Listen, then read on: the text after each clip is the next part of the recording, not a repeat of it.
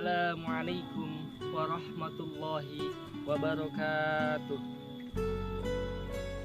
Hadis ke-33 dan ke-34 dari kitab Sittin Al-Adliyah karya guru kita semua Al-Ustadz Faqih Abdul Qadir menjelaskan bahwasannya ketika pada zaman Rasulullah SAW setelah perjanjian Hudaybiyah, ketika itu Rasulullah SAW memerintahkan kepada para sahabatnya untuk mencukur rambut dan memotong kambing.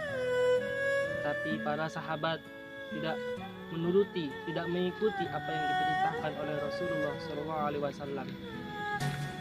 Lantas ketika para sahabat tidak mengikuti apa yang diperintahkan oleh Rasulullah SAW, Rasul pun merasa sedih, gundah gulana dan kebingungan apa yang harus dilakukan supaya para sahabat mengikuti apa yang diperintahkan oleh Rasulullah SAW. Ketika itu Rasulullah SAW pindah ke tenda selanjutnya, yakni ada Ummu Salamah di sana. Ketika itu Ummu Salamah memberikan pendapatnya.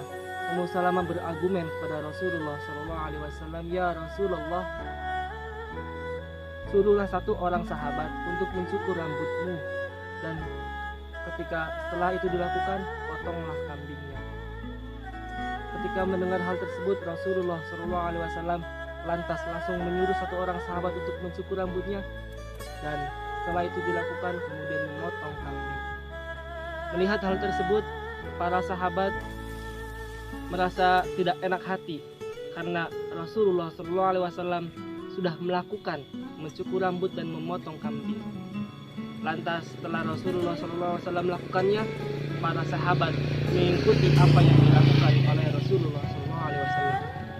Hadis yang ke-34 juga masih ada sangkut pautannya dengan argumen seorang perempuan terhadap seorang laki-laki, argumen seorang perempuan terhadap seorang masyarakat di luar sana, yakni ketika itu pada zaman Rasulullah SAW ada seorang perempuan yang ingin dinikahkan oleh bapaknya kepada saudara bapaknya dengan tujuan supaya diangkat derajatnya dan dimuliakan derajatnya.